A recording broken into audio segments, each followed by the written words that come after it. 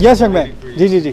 سر میں نے آپ سے ایک سوال پوچھنا تھا کہ اسلام کی تعلیم اور دنیاوی تعلیم اکٹھی نہیں ہوتی. کیوں؟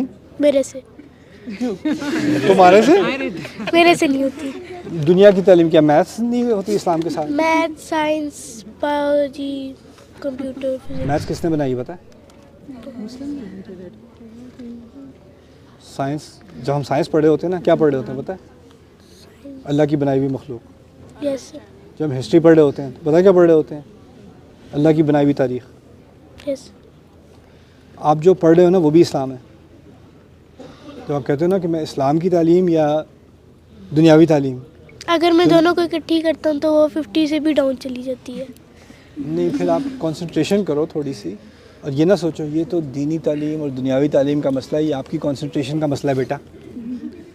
اور آپ بہت زیادہ اسٹریس ہو جاتے ہو.